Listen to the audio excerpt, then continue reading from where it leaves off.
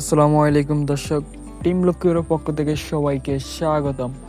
আজকে আমরা চলে আসলাম লক্ষ্মীপুর জেলার এক ঐতিহ্যবাহী স্থান নাসিরগঞ্জ বাজারের তীরে অবস্থিত মেঘনা নদীর তীরে, যা লক্ষ্মীপুর জেলার দ্বিতীয় কক্সবাজার হিসাবে বিবেচিত করলে মনে হয় না কোনোখান দিয়ে কম হবে।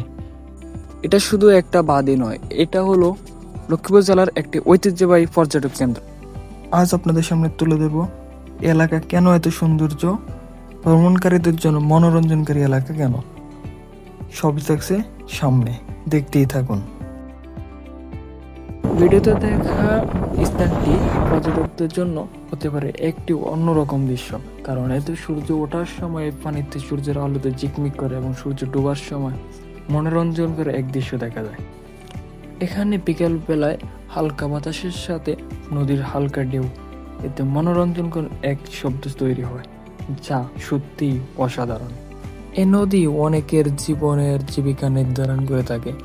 এখানে মামাদের টঙের দোকানের চা খেতে অসাধারণ, তার সাথে জেলেরা ধরে থাকে নদীতে মাছ, যা আপনি না দেখলে কখনো উপভোগই করতে পারবেন না। ছুটির দিনে এখানে ঘুরতে আসে শত শত মানুষ।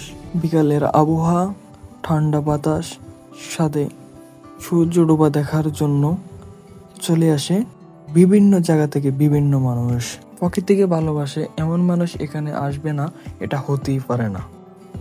সব মিলিয়ে এটা লক্ষ্মীপুর জেলার একটি অসাধারণ পর্যটন কেন্দ্র। এখানে আসলেই আপনি বুঝতে পারবেন যে এটা কেন এত সুন্দর। আর সর্বশেষ থাকছে এটাতে আপনি কিভাবে আসবেন তা নিয়ে কথা। এটা লক্ষ্মীপুর জেলার লক্ষ্মীপুর রামগতি হাইওয়েতে অবস্থিত। এটা রামগতি হাইওয়ের দিকে প্রায় 20 কিলোমিটার আসার পর করইতলা বাজার থেকে পশ্চিম দিকে যেতে হয়, যেখানে আছে নাসিরগঞ্জ বাজার। এই বাজারের তীরেই এই বাঁধ অবস্থিত।